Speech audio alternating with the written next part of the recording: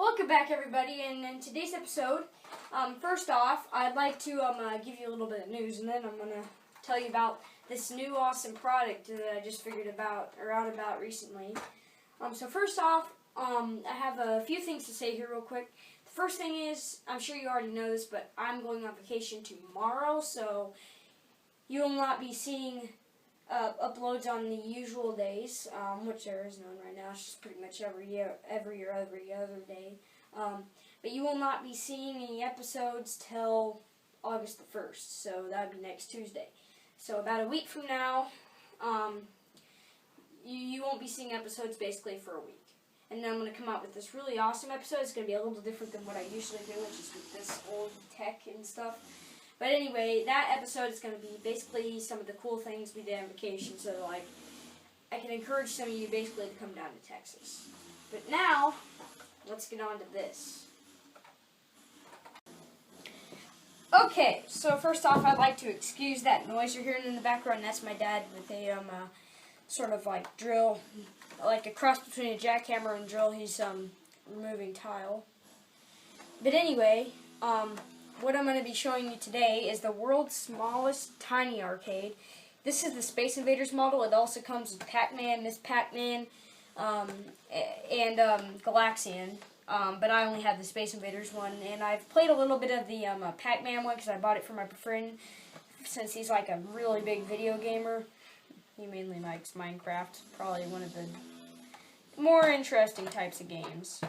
But anyway, this is made by a company called World's Smallest. They make some really neat little novelty items like this.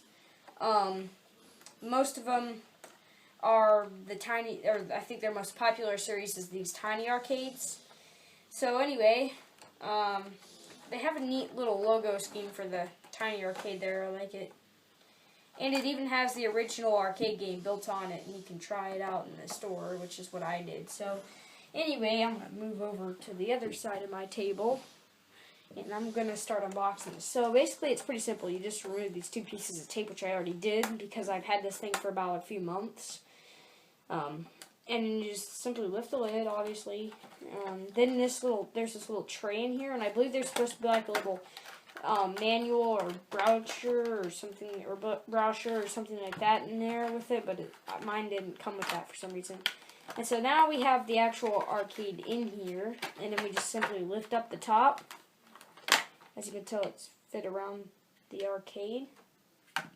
And then the arcade just simply lifts out like that. It has a little keychain so you can hook it up. And so here's basically the arcade itself. So it has, I'm guessing it just uses 4 momentary buttons for this joystick here, as you can tell.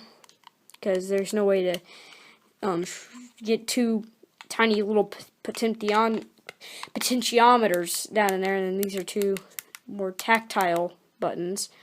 But anyway, let's turn it on and see what it does. Of course, I know what it does, but you guys don't. Here, let's let it focus. And it does have demo scenes, by the way, like there. So now we're playing. As you can see, you can move it left and right. Fire at the enemies, and it does have the little spaceships that come by every now and then.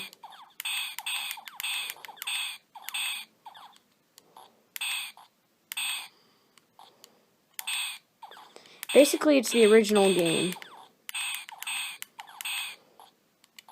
Except one thing at World's Smallest I would like you to do, even though I doubt you're watching this video right now, because you're you're a group of people, and well, basically your mini arcade department, what I'd like you to do if you're watching this right now is please add in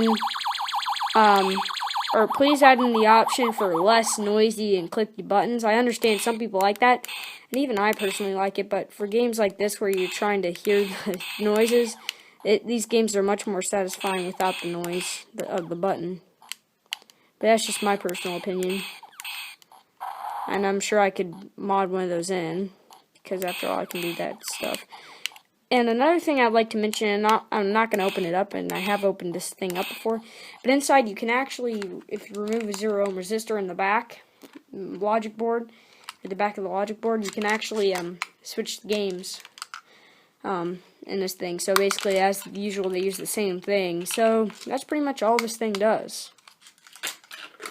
So anyway, I hope you guys enjoyed this episode. Also, please comment, rate, and subscribe, and thank you all very much for watching.